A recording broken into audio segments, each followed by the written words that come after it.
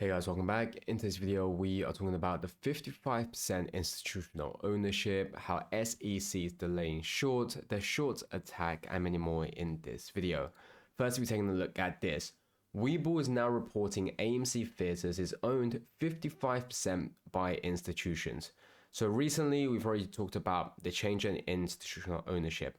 Now, we're seeing it increase even more to 55%. So according to Webull, the AMC largest majority shareholders are institutions as opposed to retail. Now, for a lot of us, we know that that can't be the case. We've kept up with AMC for the longest time. We knew exactly what happened with AMC. Yes, institutions have been buying AMC. However, we also know that the shares they've been buying have, of course, been the synthetic shares of AMC. When it comes to the real float, when it comes to the float that existed 4 or 5 years ago, these were bought and locked up by the apes. So now, though we are looking at 55%, I do think that there is firstly a mistake in the sense that they are not willing to give out the real data because of the fact they are not willing to give out the amount of synthetics that's created. When we talk about how much synthetic shares have been created and being put into the system, into the liquidity, and talk about how much these institutions have bought up, it would then make sense for it to perhaps be 55%. But if we're talking about the case of is the real float of AMC, the original 550 million shares, is that majority owned by retail? Of course.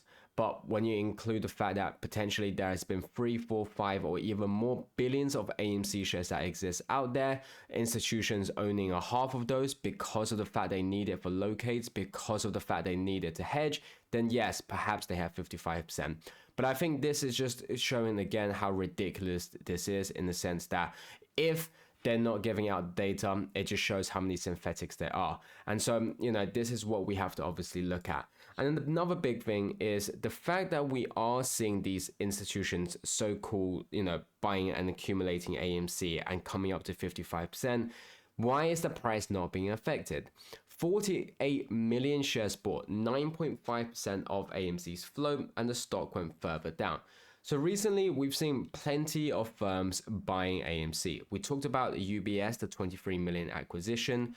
We're looking at how Pentwater owns 48 million, 9.5% of shares. Yet despite how all of these firms who are buying AMC shares, which once again coming up to that according 55%, why is the price of AMC going down? Firstly, we have to realize if there is so much money and bulk money to be said coming in all at once, it would have massive effect on the price. For any other shares, for any other stocks, if 5% were bought by institutions, this would easily allow the stock to go up 10, 15, and even more percentage. But yet when it comes to AMC, it is not the case. And we also have to realize is that the fact we have 55%, the fact we have firms owning 9.5% as their own on AMC, whilst the articles are saying AMC is a failure, whilst the articles are saying to stay away from AMC, why is that the case? And this is what we talked about with how institutions are trying to get the media to divert your attention away whilst they buy as much AMC as possible, along with other tactics that they are using, which we'll talk about shortly later on in this video. A big thing to why we're not seeing the price moving is obviously because of dark pools. You can see how is AMC trading mostly in dark pools normal. You can't have real price discovery when most retail orders never hit the lit market. And essentially, this is what we're looking at every single day. For those of you who experienced what happened when they removed the buy button, essentially the fact that they're abusing dark pool like this is just repeating that same incident over and over again. You can see just another way to quietly turn off retail's buy button. In Jan 2021, a group of AMC and GME short sellers did it once on Congress-held hearings. In 2025, they do it every day, with today over 87% dark pool volume buying power stolen away. And now this is what we've said. They took away the buy button so that no one had any impact. Now they're pretty much doing the same thing, where 87% of dark pool is being used, so really only 13% of the orders having impact. Now, the massive thing about that is that the majority of orders that are in the dark pool are buy orders. Therefore, the majority of orders that are hitting the lit exchange are actually sell orders. And so despite why we talk about how we are constantly seeing, wherever it's institutions, wherever it's apes buying into AMC, the reason why we don't see the price going up is because they're quietly turning off the buy button.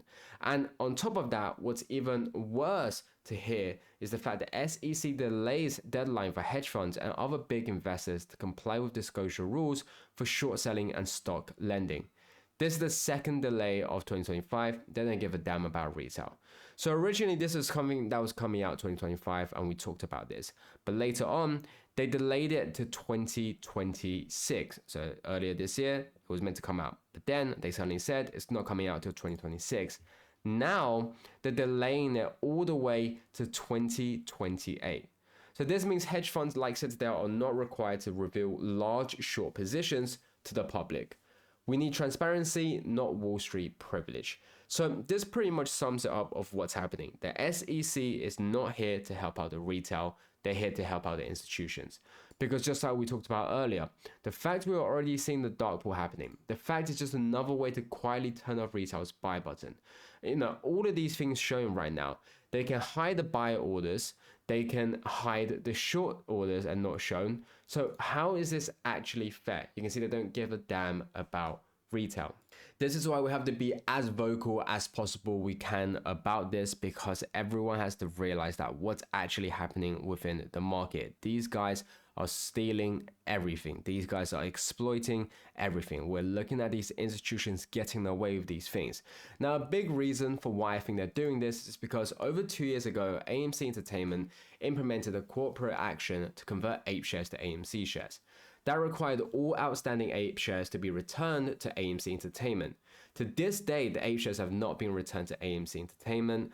And so the reason why I want to talk about this is because of this particular rule that we're also talking about. Now, for those of you who were here as well, when you looked at the APE shares, what we saw was how, firstly, a lot of APE shares weren't able to be located, they weren't be able to settle. It's why we saw all those FTDs for APE shares. Later on, as they were supposed to be fully gone, as they were supposed to be removed the market because they're going back into AMC shares, we didn't actually see all of it, because what we actually saw was that in these European markets, in the markets outside the US, we were actually still seeing APE shares being traded. We saw their price fluctuate despite the fact they're supposed to be delisted off the market. Not only that, we saw their cost to borrow change. And so we saw many indications of the fact that where during the time these APE shares are supposed to be delisted and no longer exist on the market, still have activities. And remember, these institutions shorted a lot of APE shares. And so going to this, the reason why the SEC is allowing these short sellers to not report their short positions is because they don't want them to be exposed about the things that they have done. In this case, all the APE shares that have been shorted that needs to be settled, but yet they're hiding it away, does not need to get reported because the SEC is allowing them to get away with this. Now, a big thing for this is that I personally feel like they still can't find shares. They still can't able to settle these APE shares despite how long it's been. They might have originally thought they could have settled in 2025, hence why we saw the original rules. But then when it came to 2025, these shorts found out that actually they still couldn't settle it, so they begged the SEC to delay to 2026. Now, as we close towards 2026, these shorts realize once again they can't settle these shares, and then they're asking the SEC to delay it to 2028. So we're seeing two things here. Firstly, it's very likely these APE shares are still being traded. Secondly, is that these short sellers are having a very, very difficult time with it. And I want to show you this. So this is from John Hepton. Now, for those of you who don't know, John Hepton is a short seller of AMC. He's extremely vocal about AMC, and I don't want to talk about his tweets, but I want to talk about this in particular. He talks about people doing dark pool ladder attacks focus only on the weakest holders. This is why they keep targeting AMC.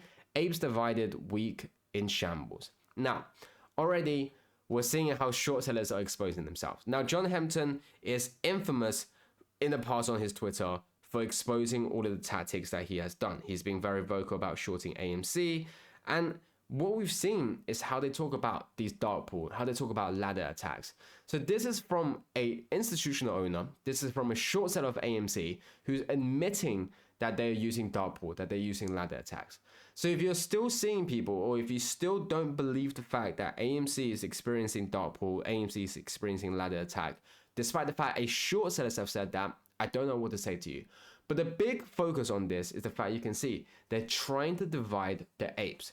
Now already in his sentence, he's trying to say that this is the weakest holdup. Now we know that that's not the case, but this is his tactic. These are the short tactics. They try and single out the individuals. The majority, 99% of apes know that we are holding, that we have continuously bought, that none of us have sold. However, there is that potential 1%, or maybe even lower, but there's that 1% who is uncertain, who may actually be affected. And that's why we may be seeing some selling. Now, of course, the majority of apes is still in this, but you can see what we talk about when we say that short sellers are trying to tackle and psychologically attack us. You can even see here, 74.95% of AMC volume traded off exchange today. Meanwhile, only 1.2 million hit NYSE. So just like we've said, these are actual tactics used by short sellers. The very fact we are seeing it at this rate should let you know what's actually happening within the market. And it's why we've said that these ape shares need to be talked about. But more importantly, is the fact that the SEC delaying short sales also needs to be talked about. Now, something that I find very interesting, and it could be a double-edged sword, is AMC has sold the majority of their position in HYMC. Now, AMC still possess the warrants and some shares. So we just see AMC making money on the HYMC shares, and they've sold it. Now, they're still keeping warrants, meaning that as HYMC goes up in the future, they're still able to make money. It's just that they're not able to make the most money. And the reason why I say this is interesting is because we're in a time right now where these commodities are experiencing massive increase. We're going to be seeing the stocks along with it as well. You can even see this particular news, how US plans more stakes in minerals companies, Trump official says.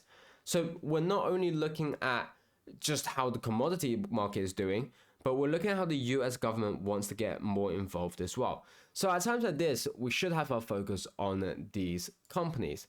Yeah, AMC is selling their shares. So firstly, we have to realize they've already made their money and they can still make money on this because of their warrants. However, they're selling these shares during a time where the projected potential is even bigger, meaning that they need cash. But what do they need cash for? So we've already known that Q4 of AMC, of the box office, is very likely to be doing extremely well. The reason why I say this is obviously because of all the movies that have been released and how well AMC is doing along with it. Now, because of this, why would AMC need cash? So we could be coming up to some things where they might want to make another big investment, a potential merger and acquisition, the potential buyback of shares. So there are so many things happening here. And once again, we have to look at this from both perspectives. Firstly, it could be the fact that maybe they are facing illiquidity issues and they need the cash. Now, going off of Q3 earnings, it doesn't look like that. Secondly, is the fact that, just like we've said, they may need the cash to make some big moves, wherever it's a big investment, a big merger acquisition, a big investment in infrastructure, paying off the debt, or buyback of shares. These are all potential things. And so it's why I said that AMC is selling their shares at a very interesting time. And you can see even with the liquidity issue as we talk about it, Thursday we saw 2.2, and then Friday ending off 1.4. So this is what we talked about with how the reverse repo is dropping. Now, it will still go back up. It's very normal if it goes back up. There is nothing to be worried about. But the very fact we are looking at this showcases, what's actually going on within the market, what's actually going on with these banks and institutions. And we are looking at the fact that they are all struggling. Another thing, Japan's 2-year yield jumps above 1.03% for the first time since the global financial crisis. So another case of how over the globe, in Japan, a massive crisis is happening that not only is going to affect Japan, but actually it's going to heavily affect the US as well. It's going to massively affect these AI stocks, or any stocks that's been pumped on inflated value. 500 billion JPY backstop from the Bank of Japan to wrap up the week without hiccups in the market. The number of interventions since July rises to 149. So we're not just talking about the yield going up for no reason. And along with this, we're looking at the intervention. So you can see how they're realizing that this is going to cause a massive problem and they're trying to intervene. But to me, unless they come up with a solid solution, this intervention is only going to delay it. It's still going to cause the thing to happen. And if anything, it might make it even worse. We're also looking at this. US margin debt surged 45% year over year to a record 1.18 trillion in October, a spike seen last before major market tops like 2000 and 2021. So another big indications of the market crash happening, of a market top happening, of the potential recession, of the potential decline. And so with this in mind, we have to realize all of the collaterals, all of the margin calls that can happen, the value dropping, and why AMC will squeeze along with it. As always, none of this is financial advice, so do take our second of salt. Make sure to do your own due diligence and research, and I'll catch you guys next time.